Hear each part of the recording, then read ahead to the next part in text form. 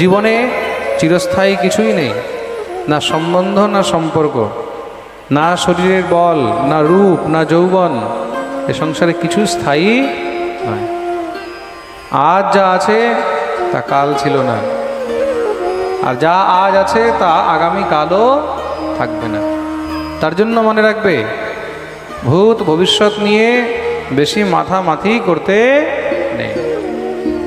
তাহলে বলে বর্তমান নিয়ে আনন্দে থাকো, যা বর্তমানে পাচ্ছ সেটা নিয়ে আনন্দ উপভোগ করো।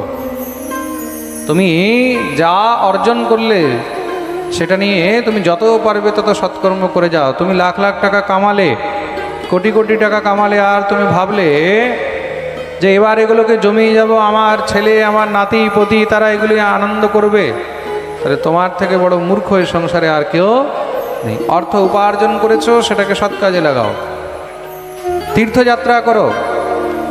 মনে রাখবে, এই মনুষ্য জন্ম বারবার পাবে না। দ্বাদশ জ্যোতির্লিঙ্গ যাও, 51 শক্তিপীঠ যাও, 4 ধাম যাও,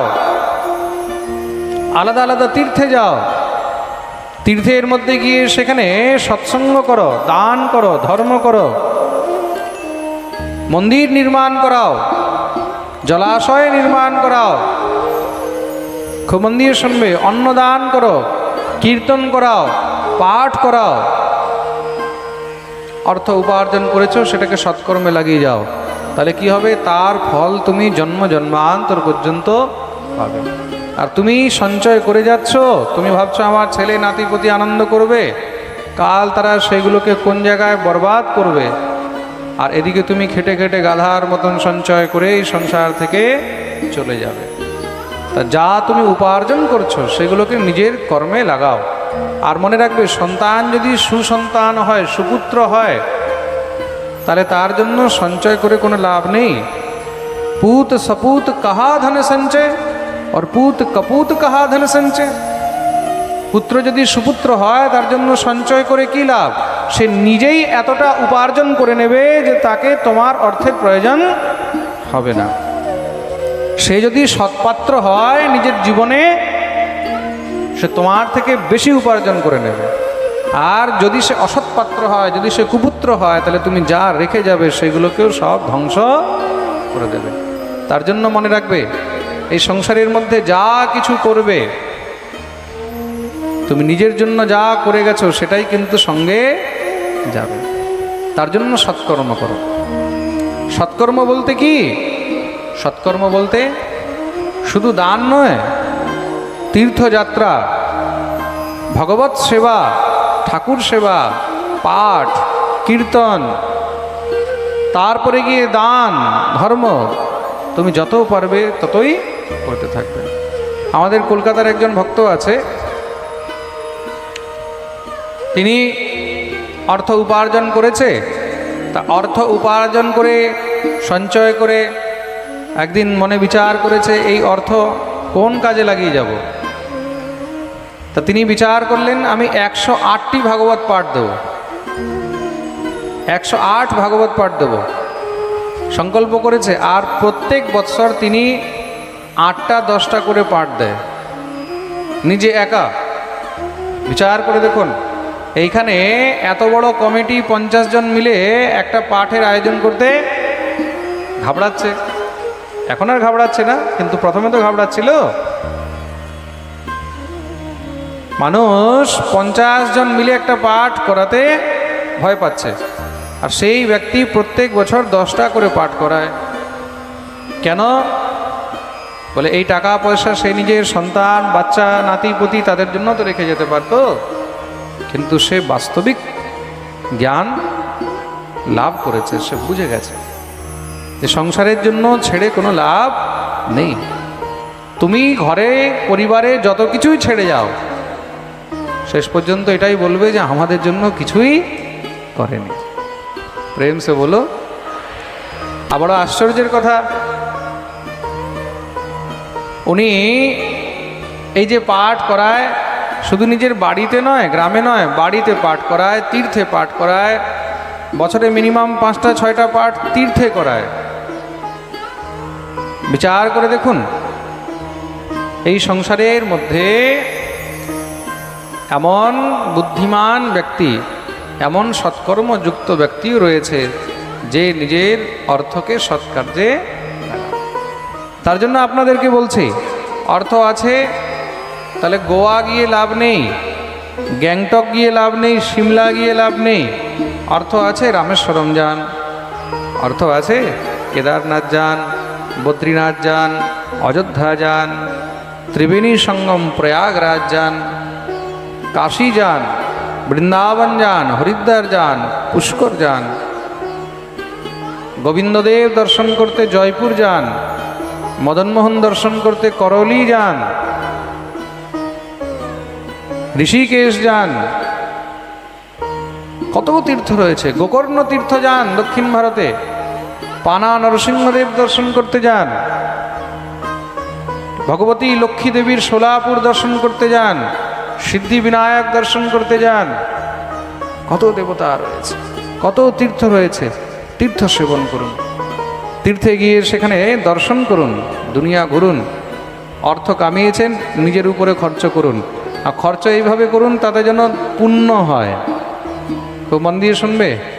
সিমলায় গিয়ে বরফের মধ্যে ওখানে ঢুকে, গ্যাংটকে গিয়ে ওইখানে ফটো তুলে ওইখানে কোনো পুণ্য হবে না। ওইখানে গিয়ে লাখ লাখ টাকা খরচ করে দার্জিলিংয়ে গিয়ে কোনো পুণ্য হবে না। খুব মন দিয়ে শুনবে। এমন জায়গায় যান যেখানে গিয়ে আপনার মনও শান্ত হয়, আনন্দও পাবেন, ঘোরাও হলো, আর তার সঙ্গে কিছু পুণ্য হলো। আর যখন যাবে হোটেলে না থেকে কোনো আশ্রমে থাকুন, কোনো মন্দিরে থাকুন। আরে হোটেলে যাবেন তো সেখানে না হলেও 2, 4, 5, 10 হাজার টাকা তো দিয়ে আসবেন। 1,500, 2,000-এর নিচে তো কোনো রুম নেই, সেটা আশ্রমে দিয়ে আসবেন। কোনো মন্দিরে থাকবেন সেখানে দিয়ে আসবেন, সেটা মন্দিরের সেবায় লাগবে। প্রেম সে বলো। আরেকটা কথা আপনাদেরকে বলি, আজকাল আমাদের মধ্যে অনেক একটি খারাপ চিন্তাধারা শুরু হয়ে গেছে। আমরা হোটেলে গেলে ভাবি সব থেকে দামি জিনিসটা খাবো, তাই তো? কত টাকা প্লেট? বলে অমুক জিনিস 400 টাকা প্লেট, অমুক জিনিস 200 টাকা প্লেট, অমুক জিনিস 800 টাকা প্লেট। সবাই মিলে খেলো দিলো, 3-4 হাজার টাকা বিল হলো। 3-4 হাজার টাকা বিল হওয়ার পরে তার উপরে আবার জিএসটি লাগিয়ে পেমেন্ট করলাম। তারপরে ওয়েটার যে দিতে এসেছিল ও যখন আসলো পাশে, স্যার একটু, তখন তার হাতেও মারা 200 টাকা ধরিয়ে দিলাম। আর যখন আমরা মন্দিরে গেলাম প্রসাদ পেতে, তো মন্দিরে যদি বললো 100 টাকা থালা, আরে বাবা 100 টাকা নিচ্ছে, বিজনেস শুরু করে দিয়েছে। বিচার করে দেখো কত নিকৃষ্ট বুদ্ধি হয়ে গেছে আমাদের। ঠাকুর মন্দিরে 100 টাকায় পেট ভরে খেতে দিচ্ছে, ওরা বিজনেস করছে। আর যারা 800 টাকা নিয়ে তোমাকে ওই হুচুর মুচুর খেতে দিল, হ্যাঁ একটুখানি কি বলে ওইগুলোকে, কত রকমের যে আলতু ফালতু খাওয়া, ওইগুলো তোমাকে দিয়ে দিল, ওইটা তখন খুব ভালো লাগছে। তার উপরে যে ওয়েটার এসছে, ওয়েটারকেও যে ওয়েটারকে যে দেবে 50 টাকা দিতেও লজ্জা লাগছে, ওকে 200 টাকা দিয়ে এসছে। আর এখানে মন্দিরের মধ্যে যদি বলছে প্রসাদের জন্য 100 টাকা, তো 100 টাকাও তখন বেশি মনে হচ্ছে। এগুলো মনুষ্যদের স্বভাব নয়, এগুলো মানবের বিচার নয়। আমাদের বুদ্ধি যুগের অনুসারে ভ্রষ্ট হয়ে গেছে। যখন কোনো মন্দিরে যাচ্ছি সেখানে যদি বলছে 100 টাকা থালা, তাহলে সেখানে 20 টাকারও বেশি দাম। কেন? কেন কি এই টাকাটা দিয়ে মন্দিরের সেবা চলবে। মনে রাখবে, যারা 800 টাকা দিয়ে হোটেলে খেতে পারছে না, তো সেই 8 জন মন্দিরে এসে সেখানে প্রসাদটা পেতে পারবে। তার জন্য মন্দিরে যান, দেবালয়ে যান। সেখানে গিয়ে যদি আপনাকে বলছে প্রসাদের 50 টাকা, আপনার যদি সামর্থ্য আছে বলে 50 কেন, আমি 500 দিয়ে যাই। কেন আজ আমি 50 টাকায় পেট ভরে প্রসাদ পেতে পারলাম, তা আমি যদি 500 দিয়ে যাই, তাহলে কালকে আমার মতন 10 জন আরও প্রসাদ পেতে পারবে। আজ পর্যন্ত পুরো বিশ্বের মধ্যে যদি সব থেকে সস্তা কোথাও খাবার দেওয়া হয়, তাহলে সেই ব্যবস্থা আমাদের ভারতের মন্দিরের মধ্যেই রয়েছে। তা এই মন্দিরগুলো, এই মঠ, এই আশ্রম, এগুলো যেন জীবিত থাকে, এগুলো যেন ধরাশায়ী না হয়ে যায়, এগুলো যেন নিশ্চিহ্ন না হয়ে যায়, ধর্ম যেন রসাতলে না চলে যায়, তার জন্য যত পারবে সেখানে দান করবে, সৎকর্ম করবে। তা তীর্থে গেলে হোটেলে থাকা বন্ধ করুন। তীর্থে গেলে সেখানে এদিকে ওদিকে হোটেলে খাওয়া বন্ধ করুন। তীর্থে গেলে বিচার করুন যেন কোনো মন্দিরে উঠতে পারি, যেন কোনো মঠে উঠতে পারি, আর সেখানে যেন কিছু সেবা করে আসতে পারি, সেখানে যেন কিছু দান ধর্ম করে আসতে পারি।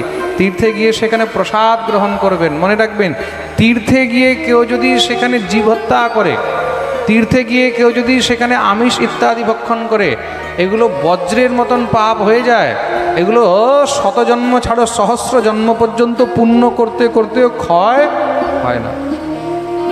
অন্য ক্ষেত্রে কৃতম পাপম তীর্থক্ষেত্রে বিনশ্যতি, তীর্থক্ষেত্রে কৃতম পাপম বজ্রলেপো ভবিষ্যতি। আমি কথাটা কেন বলছি? আমি পুরীতে যাই, পুরীতে আমার প্রায় অনেক সময় পাঠ হতে থাকে। তা আমি পুরীতে যাই, তো পুরীর মধ্যে আমি যখন অনেক সময় ঘুরতে বেরোই, তা আমি দেখছি ওখানে হোটেলগুলোর সামনে সব মহারাজ একদম আমিষ ভরা রয়েছে।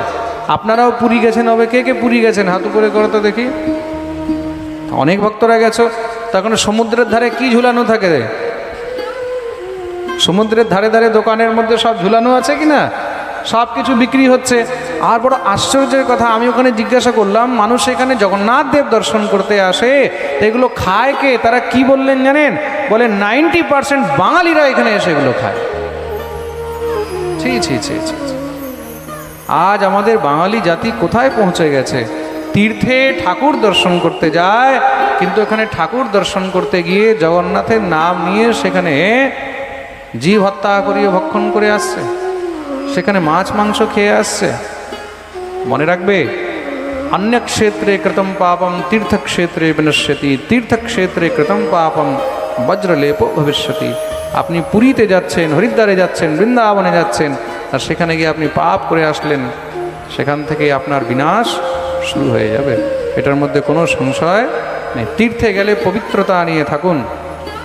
তীর্থে গিয়ে নিজের দেহকেও পবিত্র রাখুন, মনকেও পবিত্র রাখুন, নিজের ইন্দ্রিয়কে পবিত্র রাখুন। সেখানে যত পারবেন তত ভগবত দর্শন আর ভগবত প্রসাদ ছাড়া অন্য কিছু গ্রহণ করিবেন না। আমরাও পুরী যাই, পুরী গেলে আমি যদি কোনো মঠে উঠি, মন্দিরে উঠি, যদ্যপি আমাদের বেশিরভাগ উঠাউঠি মঠে মন্দিরেই হয়, কেন পাঠগুলো মঠেই হয়, তার মধ্যেও চেষ্টা করি কতবার জগন্নাথ দেবের প্রসাদ গ্রহণ করতে পারবো।